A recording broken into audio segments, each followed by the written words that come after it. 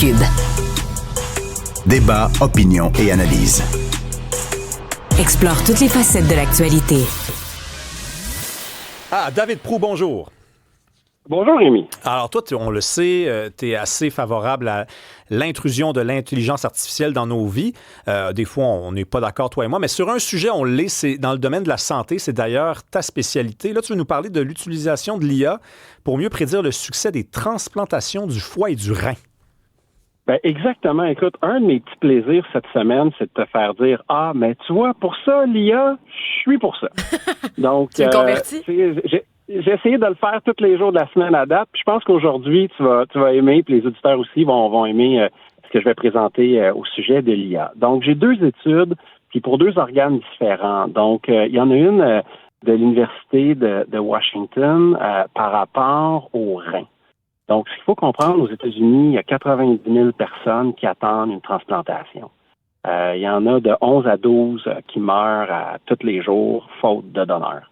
Puis si on veut comparer avec le Canada, ben grosso modo, une règle du pouce, là, tu divises par 10, puis tu as à peu près ta statistique canadienne. Et puis, dans une étude donc, de Washington, publiée dans JAMA, ce qu'ils ont fait, c'est que la méthode actuelle pour les reins, là, il y a une biopsie qui est faite, et puis là, ils regardent à l'œil, l'expert regarde, puis là, il compte là, des signes de pathologie avec des ratios, puis un gros débat parmi les experts de dire à partir de tel ratio, il faut pas transplanter le rein parce qu'il va être rejeté par le receveur et ainsi de suite. Puis il y a des débats par rapport à ça. Puis ce que l'Université de Washington a fait, c'est qu'ils ont dit non, on va faire, à la place, on va reprendre des échantillons passés, on va prendre les scans, on va mettre ça dans un module d'intelligence artificielle avec l'apprentissage machine puis l'apprentissage profond, puis on va regarder qu'est-ce qui a fait que des transplantations ont fonctionné ou pas fonctionné. Là, ensuite, ils ont comparé les décisions humaines et les décisions machines et ils sont capables de réduire de 37 % les reins qui auraient été autrement refusés. Donc, c'est 37 % de reins de moins de jeter à la poubelle qui peuvent être utilisés pour sauver des vies. Et le processus, au lieu de requérir un expert pendant des heures et tout, ça se fait en 28 secondes. Donc, on prend la biopsie, on la met dans la machine, 28 secondes après, on sait si le rein est bon ou pas bon. Puis, ça permet de faire plus de transplantations. Mais ça, c'est incroyable, David. Puis tu vois, c'est là que je peux te faire la preuve et je le rappelle que je suis de bonne foi. C'est-à-dire que moi, je suis sceptique, je suis méfiant. Je pense que ça en prend dans le monde, mais je suis pas le démon non plus. Je suis pas une mauvaise personne. Si ça peut aider du monde à améliorer leur vie, ça peut sauver des gens.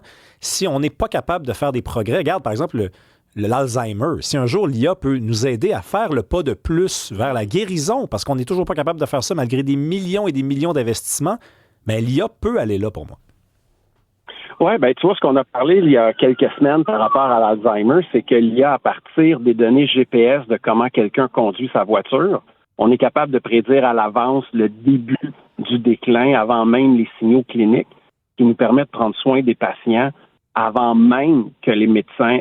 Le médecin peut recevoir le signal avant même qu'il l'aurait vu autrement avec l'approche des sondages actuels puis des tests actuels qu'ils font aux patients. Là. Donc, c'est là qu'on va... Puis un des points en commun qu'on a, Rémi, c'est que ni un ni l'autre, on est dogmatique. Là.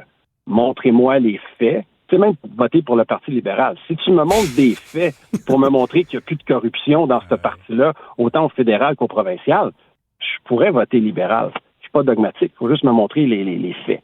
Donc, plus... ça, c'était ma petite curve politique. Je reviens à l'IA. Ben, c'était bien habile. Ah, vas-y. Non, mais j'allais dire aussi, juste pour vous donner un ordre de grandeur, au Québec, dans les gens qui attendent pour un transplant d'organes, un don d'organes, 70 % des patients qui attendent pour ça attendent un rein. C'était 600 Québécois l'an dernier qui étaient en attente de ça. Fait qu'imagine le nombre de personnes qui pourraient être aidées et améliorer leurs conditions de vie complètement. Mais d'ailleurs, en une minute, David, tu sais, les États-Unis sont toujours de l'avant, ils vont de l'avant, ils sont game. Les Américains sont game. Mais est-ce que nous, là, au Québec, on va arriver les derniers? Là-dedans? Ben écoute, moi, ce qui m'intéresse, parce que souvent, j'emmène des nouvelles américaines, mais c'est pas que j'ai les yeux fixés sur ce qui se passe aux États-Unis. J'ai les yeux sur les recherches publiées puis l'innovation. Puis, tu sais, l'innovation, ben souvent, ben elle vient des États-Unis. Donc, c'est pour ça que j'en parle. Ensuite, l'adoption, c'est quoi? Hier, on a appris là, que la CAQ exige que pour tout ce qui est l'utilisation de l'intelligence artificielle et des serveurs, ils veulent de la souveraineté, en mettant une étiquette, la souveraineté numérique, ils veulent que les données soient hébergées au Québec le plus possible. Ah, c'est déjà mieux. Ça fait ça, mais quand on regarde techniquement la souveraineté numérique, qu'est-ce que ça implique?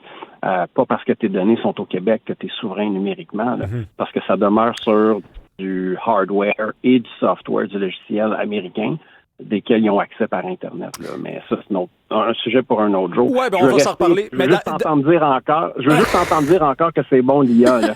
Puis ça va avoir fait ma journée. Là. David Proulx, c'est bon l'IA. Parfois. Merci.